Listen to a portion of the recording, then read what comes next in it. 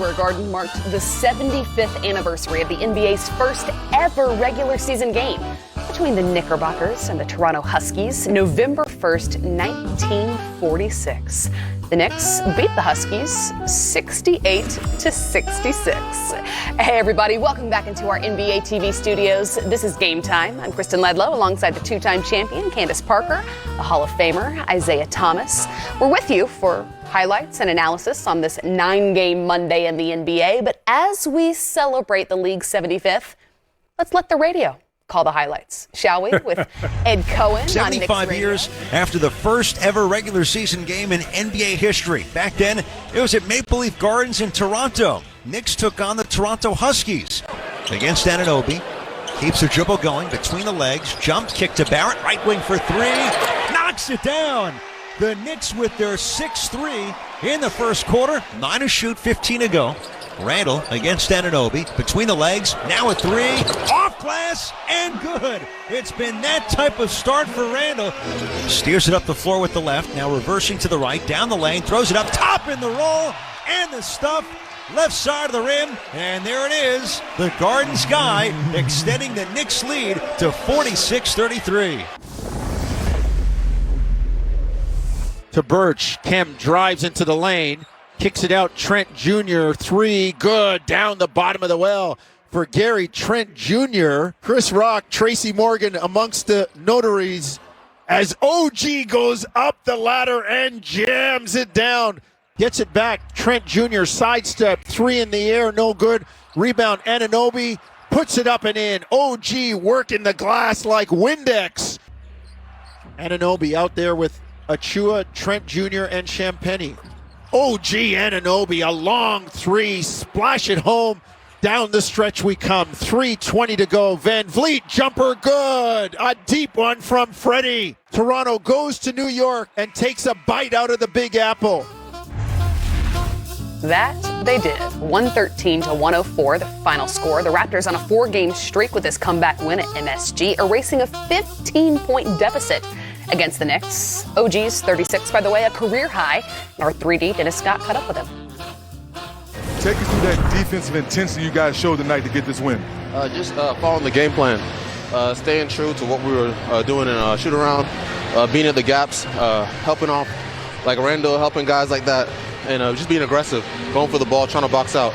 What was said in the second half? Because you changed things defensively and the way the ball was moving, it was raining threes there in the second half. Yeah, offensively or defensively? Offensively, second half, y'all shoot threes. Just a movement, moving the ball, knowing we can get whatever shot we want. We attack and stay patient, don't rush, take good shots, and move the ball. That's what we do in practice. So. And how big was Fred VanVleet down the stretch? He wasn't shooting the ball particularly well, but then down the stretch, hit a big three and good defensive stops. Just leading the team, just being the leader, the amazing leader that he is, getting us in our spots, getting us shots, and just keeping us level.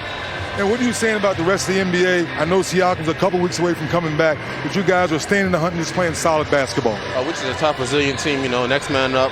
We have a talented team. We know once we're just waiting to get guys back, but for now we're going to keep playing hard, and we know we can win ball games. This Raptors team now undefeated on the road, and they've won 4 in a row. What can you say of the rhythm they've found? Well, OG said it best, you move the ball. And when you have a guy like Trent Jr., when you have a guy like Van Vliet, these underdogs that are willing to make plays for other people, I think it makes it harder to guard. When you know where the ball is going, and you're able to load your defense, and you know people aren't willing passers, it's easy to defend that type of style of basketball. When you have guys that are willing passers, it's a lot harder. Yeah, and they got a rookie in Scotty Barnes, too, who, all of us are excited about. I think he may end up being the rookie of the year. But because of that culture that they have and the excitement that you talk about in sharing the basketball, but defensively, Grant Hill referred to and talked about them having 50 deflections in one game. That's huge on the defensive side of the ball. And then adding a rookie like Scotty, bringing him into that type of culture is only going to make them that much better. Well, again, a 9-game Monday in the NBA, and we've got more highlights from around the league, including Damian Lillard and the Portland Trailblazers in Philadelphia to take on the Sixers. Stay with us. After this game, I see the struggle as a challenge, and it's one I accept. So Candace? I'd imagine it's Dame time soon, right? Oh, it's Dame time. Just best believe. We're seeing that he's human. For like a week He's and a mortal. half anyway. He's right? mortal for Yeah. 6 games. LaMelo Ball and the Hornets hosting the Cavaliers, but Jared Allen off to a hot start, 15 points in the first quarter alone. I mean, he came out in the first quarter, set the tone, played with incredible tempo, high energy, and, Cleveland came out and played well the first half. 65-49, the Cavs lead. Then LaMelo Ball on the other end, getting the 3 to go, getting it done defensively as well. Yeah, LaMelo, I mean, he's had an amazing season. He scored 30 points or more times this year than he did all last year already. Yeah. And Well, like a week and a half again. Right, yeah. It's barely been 2 weeks into the season, so we've definitely seen improvement from him.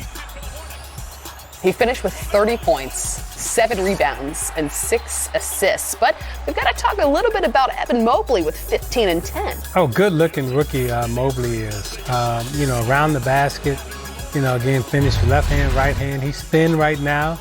He's going to grow into the body, but his skill level, as a big is, pretty much off the chart. Very similar to what Jaren Jackson was coming into the league. The 113-110 win ties this season's series with Cleveland and Charlotte at a game apiece. The last one's not going to be until March 2nd. Now the highlights continue in the Western Conference after the break. Their shot production, and you're saying that they were jacking. Both of these guys only took 18 apiece, and when you look at it, you say, okay, they weren't jacking up shots in terms of 30, 40 shots. Again, I look at it on the defensive side of the ball. If you're going to criticize, right, you got to say we got to do a better job on DeRozan, who dropped 37 on us, right? And when we give up 39 in the fourth quarter. Now, if you want to criticize Brown or Tatum, whoever was guarding him, that's who we needed to shut down, and we didn't do a good job shutting him down. We got to come back, watch some film, and get better on the defensive side of the ball. Offense, they got enough offense to do what they need to do, but defensively, again, I put on my coach's hat. I'm coming in and I'm talking about the fourth quarter. We giving up 39 points in the fourth quarter when we're up at home. What's the problem here? Then if that's your approach as a coach, Zeke, what would yours be, Candace, as the leader on this team? And if you believe the things that Marcus pointed out to the media, how would you go about addressing that to Jalen and to Jason? I just feel like 7 games into the season, it's a little too early to go into that style. I'm a big believer, like I said early, in keeping things in-house. It's almost like your family. You're not going to go to Thanksgiving and just start airing out all of our stuff. Do you think, though, that maybe this is stemming from the last several seasons, not and just maybe it is. Maybe it is. Maybe that is. But I just think that you have a new coach coming in. You have a new style, a new philosophy. And I just feel as though, obviously relationships carry over from the previous year. But I'm just a big believer in taking the blame and trying to figure it out, especially this early in the season. But like I said, he is the emotional leader of the team. Maybe he knows that this is what the team needs. He's the pulse of the team. Maybe that is. But Zeke, has it ever worked out? And I know you played in a different era. Yeah.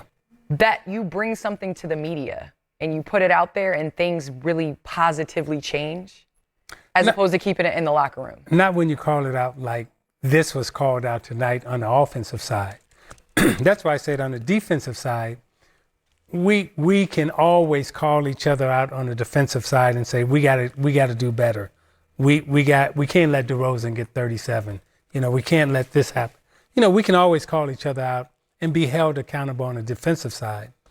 On the offensive side of the ball, you do keep those things in house, and you keep those in house because your opponent that you're playing against tomorrow.